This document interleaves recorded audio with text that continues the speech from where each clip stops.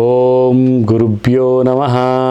ಹರಿ ಓಂ ಹರಿ ಓಂ. ನೀಲಾಂಜನಂ ಸಮಾಭಾಸಂ ರವಿಪುತ್ರಂ ಯಮಾಗ್ರಜಂ ಛಾಯಾಮಾರ್ತಾಂಡ ಸಂಭೂತಂ ತನ್ನಮಾಮಿ ಶನೈಶ್ಚರಾಯ ನಮಃ. ನಮಸ್ತೆ ನನ್ನ ಪ್ರೀತಿಯ ವೀಕ್ಷಕರೇ, ನಾನು ನಿಮ್ಮ ಡಾಕ್ಟರ್ ಪಂಡಿತ್ ಶ್ರೀ ಸಿದ್ಧಾಂತ ಅರುಣ್ ಶರ್ಮ ಗುರುಜಿ. ವಿಶೇಷವಾಗಿ ಇವತ್ತಿನ ಒಂದು ಸಂಚಿಕೆಯಲ್ಲಿ ನಾವು ಸೂರ್ಯಪುತ್ರನಾದಂತಹ ಶನಿಯ ಒಂದು ವಕ್ರತ್ವ ಏನೀಗ ಪ್ರಾರಂಭ ಆಗ್ತಾ ಇದೆ, ಜೂನ್ 29ನೇ ತಾರೀಕು 12:35 ವಕ್ರಿಯ ಚಲನೆ ಪ್ರಾರಂಭ ಆಗ್ತಾ ಇದೆ. ಏನಪ್ಪ ಇದು ವಕ್ರಿಯ ಚಲನೆ ಅಂದರೆ ಏನು? ಶನಿ ವಕ್ರಿ ಅಂದರೆ ಏನು? ಅದರದ್ದು ಪರಿಣಾಮಗಳು ಯಾವ ರೀತಿಯಾಗಿರುತ್ತೆ, ಏನು ಇದು ಯಾವ ರೀತಿಯಲ್ಲಿ ಬರ್ತಾ ಇದೆ ಅನ್ನೋದನ್ನು ತುಂಬಾ ಒಂದು ಗೊಂದಲದಲ್ಲಿದ್ದೀರ ನನ್ನ ಪ್ರೀತಿಯ ವೀಕ್ಷಕರೇ. ವಿಶೇಷವಾಗಿ ಇದಕ್ಕೊಂದು ಮಾರ್ಗ ನಾನು ನಿಮ್ಗೆ ತಿಳಿಸ್ತೀನಿ. ಶನಿ ದೇವನನ್ನು ನಾವು ಕರ್ಮದಂಡ ನಾಯಕ ಅಂತ ಕರಿತೀವಿ. ಅಂದರೆ ಆತನ ನಾವು ಕರ್ಮದಾತ, ನ್ಯಾಯಾಧೀಶ, ಜಸ್ಟಿಸ್ ಅಂತಲೂ ಸಹಿತ ನಾವು ಆತನನ್ನು ಹೇಳ್ತೀವಿ.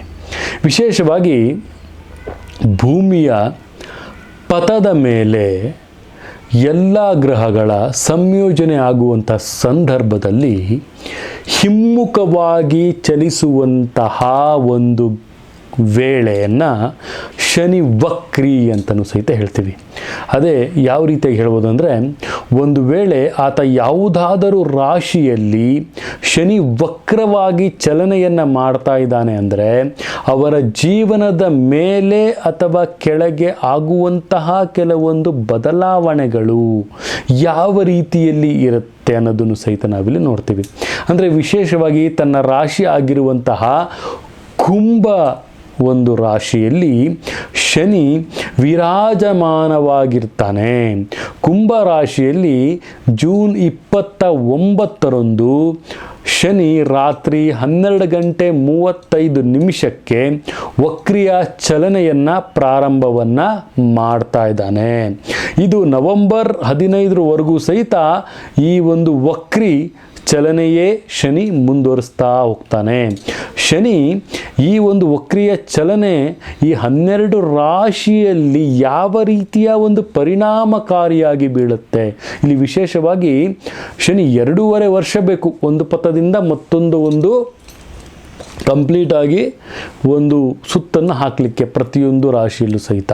ಸೊ ಈ 2.5 ವರ್ಷ ದಲ್ಲಿ ವಕ್ರಿಯಾಗಿರೋದು ಯಾವಾಗಪ್ಪ ಅಂತ ಹೇಳಿದ್ರೆ, ಶನಿ ದೇವನು ಕುಂಭರಾಶಿಯಲ್ಲಿ ಹಿಮ್ಮೆಟ್ಟುತ್ತಾ ಇದ್ದಾನೆ.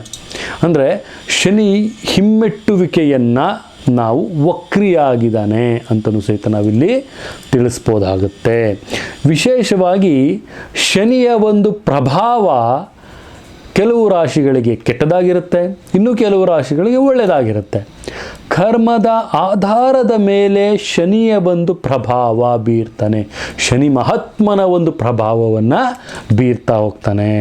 ಈತ ಶಿವನಿಗೆ ಪ್ರಿಯವಾದವನು. ಶಿವನಿಗೆ ಪ್ರಿಯವಾದವನು ಶಿವನಿಗೆ ಬಿಟ್ಟಿಲ್ಲ ಶನಿ. ಹಾಗೆ ಇನ್ನು ಕಡು ಮಾನವರಾದಂತಹ ನಮ್ಮ ಮೇಲೂ ಸಹಿತ ಈತನ ಪ್ರಭಾವ ಬಿಡೋಕ್ಕಾಗುತ್ತಾ? ಕರ್ಮದಂಡ ನಾಯಕನಾದಂತಹ ಶನಿ ಧರ್ಮಕ್ಕೆ ಧರ್ಮವನ್ನು ಕೊಡ್ತಾನೆ, ಕರ್ಮಕ್ಕೆ ಕರ್ಮವನ್ನು ಕೊಡ್ತಾನೆ. ಇದೇ ರೀತಿ ನಮ್ಮ ಒಂದು 12 ರಾಶಿಗಳ ಮೇಲೆ ಯಾವ ರೀತಿಯಾಗಿ ಪರಿಣಾಮಗಳನ್ನು ಬೀರ್ತಾ ಇದ್ದಾನೆ ಅನ್ನೋದನ್ನು ನಾವಿಲ್ಲಿ ನೋಡೋಣ ನನ್ನ ಪ್ರೀತಿಯ ವೀಕ್ಷಕರೇ. ತುಲಾ ರಾಶಿಯವರು ಶನಿ ವಕ್ರಿಯಾಗಿರುವಂಥ ಸಂದರ್ಭದಲ್ಲಿ ಏನಪ್ಪ ಮಾಡಬೇಕು ಅಂದರೆ, ಅವರು ತುಂಬ ಜಾಗೃತಿಯನ್ನು ವಹಿಸಬೇಕಾಗಿರುವಂಥದ್ದು ಅವರ ಕೋಪ, ಶಾಂತಿಯನ್ನು ಕಾಪಾಡ್ಕೊಳ್ಬೇಕು. ಅವರು ಕೋಪದಲ್ಲಿ ಮೂಗನ್ನು ಕುಯ್ದುಕೊಂಡ್ರೆ ಮತ್ತೆ ಮೂಗನ್ನು ಜೋಡ್ಸೋಕ್ಕಾಗೋದಿಲ್ಲ ಅಂತ ನಮ್ಮ ಹಿರಿಯರು ಹೇಳ್ತಾರೆ.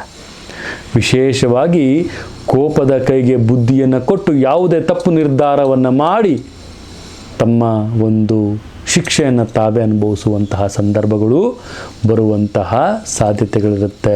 ತಾವೇ ಪನಿಷ್ಮೆಂಟನ್ನು ತಗೊಳ್ಬೇಕಾಗಿರುವಂತಹ ವಿಚಾರಗಳು ಬರುತ್ತೆ. ಜಾಗೃತಿಯಾಗಿರಿ. ವ್ಯವಹಾರದಲ್ಲಿ ಹಾಗೂ ನಿಮ್ಮ ಸಂಗಾತಿಯ ಜೊತೆಗೆ ಕೂಡ ಈ ಒಂದು ಸಂದರ್ಭದಲ್ಲಿ ಕೆಲವೊಂದು ಅಸಮಾಧಾನಗಳಾಗುವಂತಹ ಸಾಧ್ಯತೆಗಳು ಸಹಿತ ಕಂಡು ಬರ್ತಾ ಇದೆ. ತಾವು ಯಾವುದೇ ರೀತಿ ಸಮಸ್ಯೆಗಳು ಬಂದರೂ ಕೂಡ ಶಾಂತಿ ರೀತಿಯಿಂದ ಅದನ್ನು ಪರಿಹಾರ ಮಾಡೋದು ಹೇಗೆ ಅನ್ನೋದನ್ನು ಪ್ರಯತ್ನ ಮಾಡಿ ವಿನಃ ಆ ಸಮಸ್ಯೆಯನ್ನೇ ಮತ್ತೆ ಇನ್ನೊಂದು ಸಮಸ್ಯೆಯನ್ನು ತೆಗೆದುಕೊಳ್ಳಕ್ಕೆ ಹೋಗಬೇಡಿ ನನ್ನ ಪ್ರೀತಿಯ ವೀಕ್ಷಕರೇ. ಆದಷ್ಟು ಸಹಿತ ಪರಿಹಾರ ಮಾರ್ಗಗಳನ್ನು ತಾವು ಕಂಡುಕೊಳ್ಳೋದು ಅತಿ ಅತಿ ಅತಿ ಮುಖ್ಯ ಅಂತಲೂ ಸಹಿತ ನಾನಿಲ್ಲಿ ತಿಳಿಸ್ಕೊಡ್ತಾ ಇದ್ದೀನಿ ನನ್ನ ಪ್ರೀತಿಯ ವೀಕ್ಷಕ ಬಂಧುಗಳೇ. ಇದೇ ರೀತಿ ದ್ವಾದಶ ರಾಶಿಗಳ ಫಲಾನುಗಳ ಮೇಲೆ ಯಾವ ರೀತಿ ಶನಿಯ ಒಂದು ವಕ್ರಸ್ಥಾನದಲ್ಲಿ ಬರ್ತಾಗ ಹೇಗೆಲ್ಲ ಯಾವ ವಿಚಾರದ ಬಗ್ಗೆ ಈ ದ್ವಾದಶ ರಾಶಿಗಳು ತುಂಬಾ ಜಾಗೃತಿಯಾಗಿರಬೇಕು ಅಂತ ಈ ಒಂದು ವಿಡಿಯೋದಲ್ಲಿ ನಾನು ನಿಮಗೆ ತಿಳಿಸ್ಕೊಡ್ತಾ ಇದ್ದೆ.